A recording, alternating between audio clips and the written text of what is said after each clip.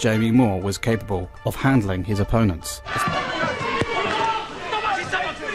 And he's going to stop it. He has stopped him too in the third round. That is a very, very impressive performance indeed, maybe his best.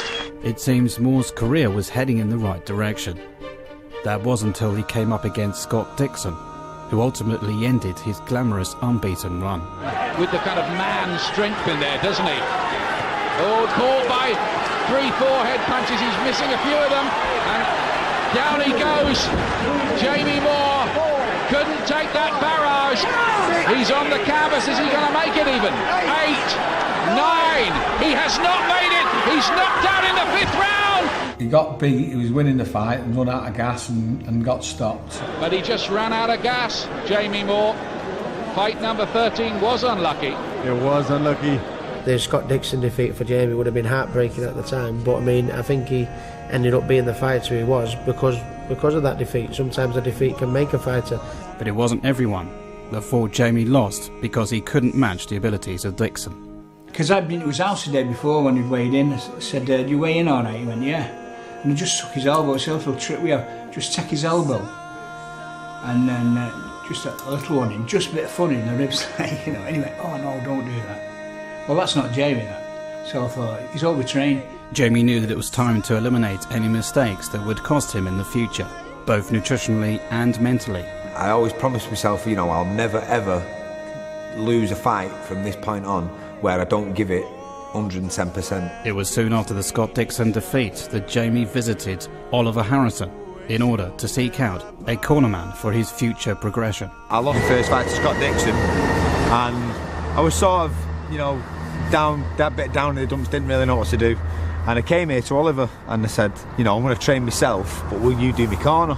And Jamie says to me, Oliver, what can you do for me? I says, well, Jamie, I think I can get you the British and European, and if you want the world, that's going to be up to yourself once we get them titles.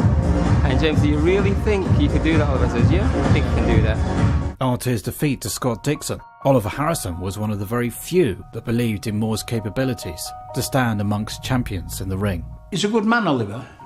He's a good man. A good talker, sits you down and he's a nice friendly person, and I think it's what Jamie needed at the time. It was also at Oliver's gym that Jamie met a new sparring partner called Nigel Travis for the first time, and after a history of hard-hitting battles in training, Nigel was to be no exception. As people will say before, it's not a tackling contest, so you get in there and you have a tear up and you make it real, or as real as you can.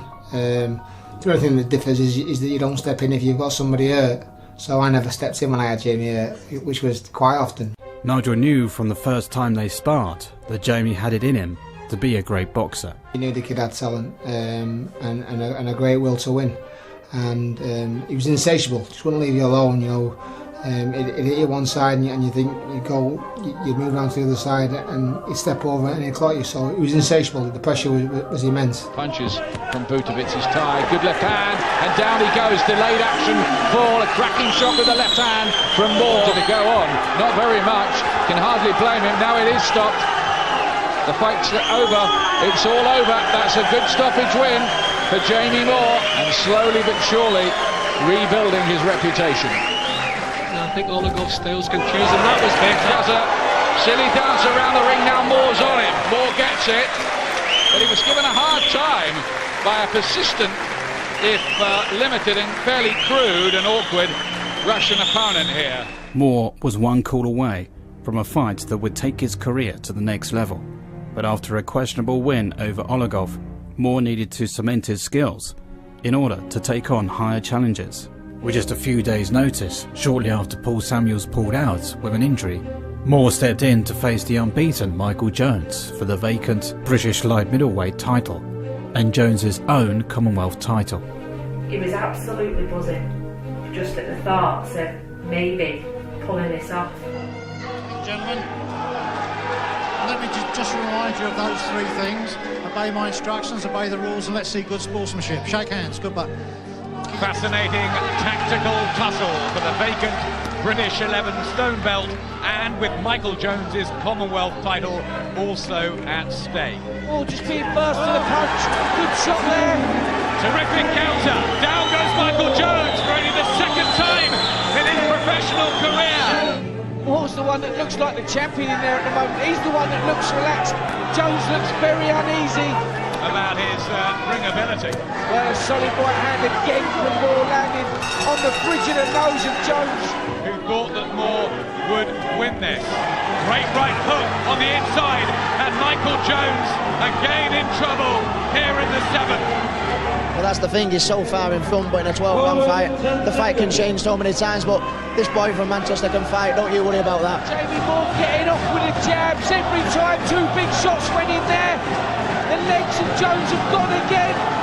Big shots from Moore going in at the end of the 7th. Reflect the true score there. Right hand, gum shield flies out of the ring this time from Michael Jones. Continues to roll. Oh, again! John Paul to take a point off.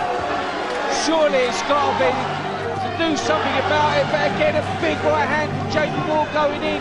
Great jab, rocks Michael Jones back. Listen to the crowd enjoying this. Again he catches him with a jab and a left hook. Oh, supporters are on their feet. They feel this is the time.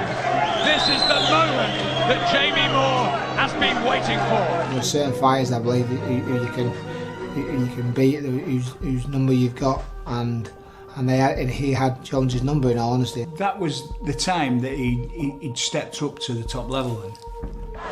This is his graduation night. He is the new British light middleweight champion. He rips the Commonwealth belt away from the Michael Jones, unbeaten until tonight in his long professional career. Jamie Moore becomes the first man to dent the Jones record. The winner and the new British and Commonwealth light middleweight champion from Salford, Jamie